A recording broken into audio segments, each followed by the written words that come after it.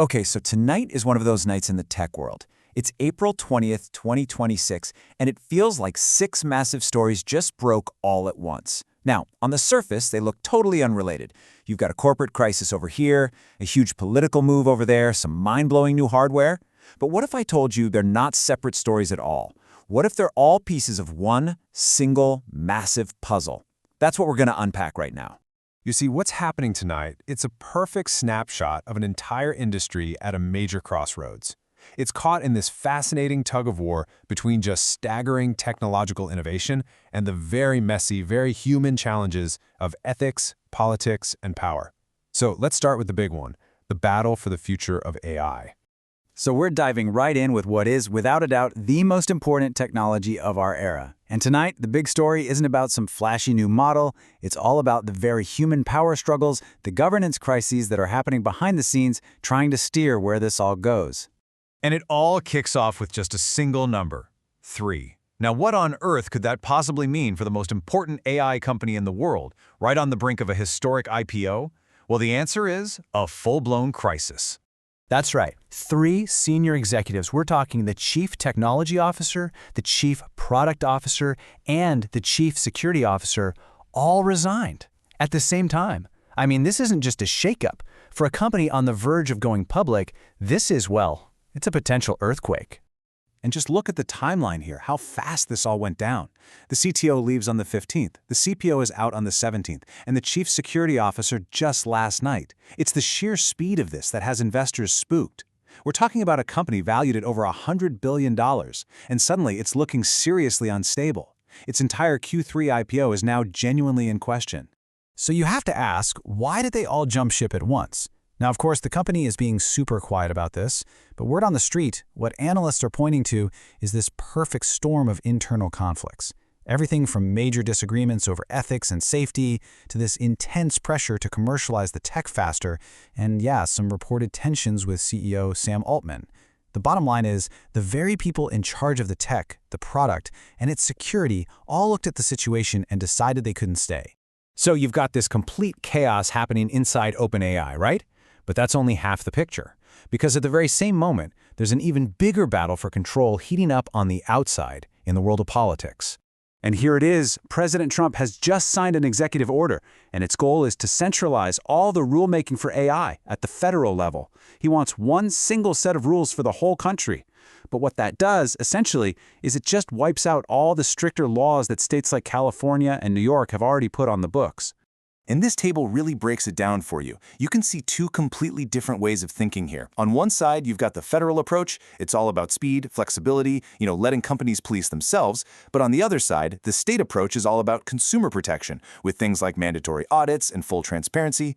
So this executive order, it's not just some minor policy tweak. It's the starting gun for a massive legal battle over who really gets to write the rules for our AI future. Okay, so get this. While all the humans are busy fighting it out in boardrooms and in courtrooms, the machines themselves, they're just getting faster, exponentially faster. And that brings us to the second major theme of the night, the absolutely relentless, jaw-dropping pace of hardware innovation that's happening right under our noses. And we're going to start with something pretty surprising, actually.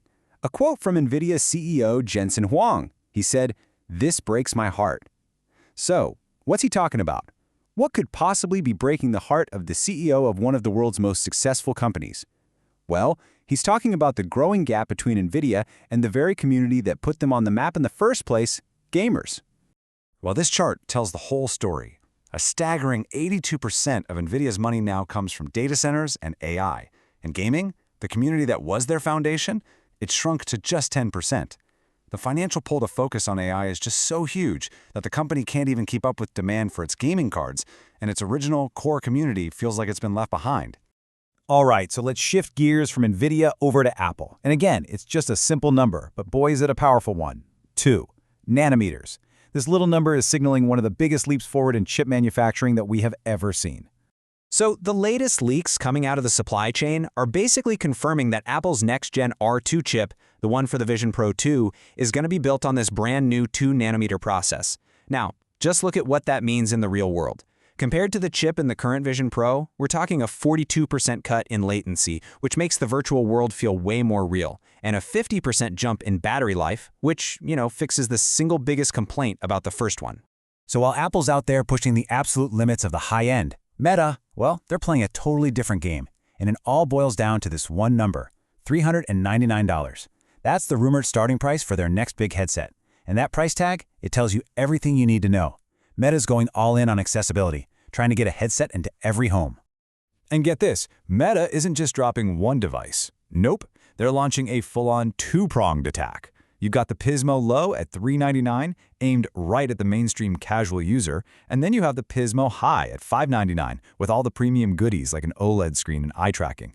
And with a strategy like this, Meta, who, by the way, already owns over 70% of the market, is looking to absolutely cement their dominance for a long, long time.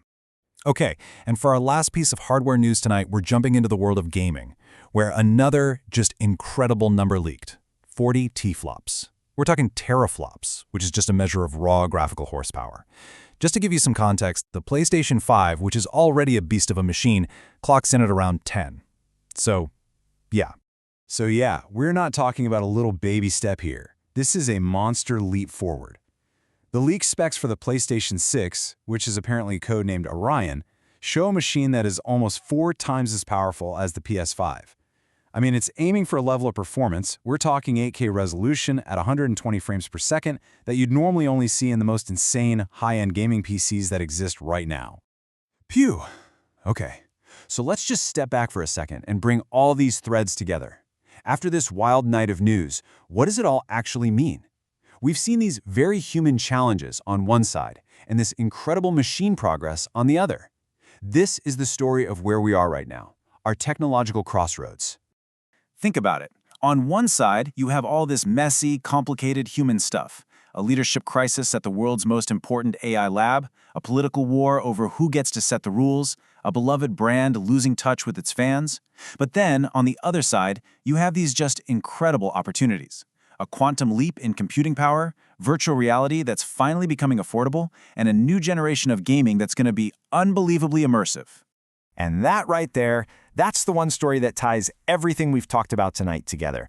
Our machine layer, the silicon, the hardware, the raw power, is accelerating at this exponential, almost scary rate.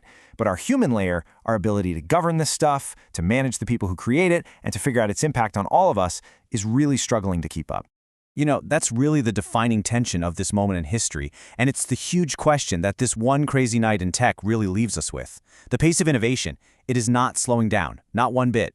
So the real question becomes, can we, the people steering all this, make sure our wisdom keeps pace?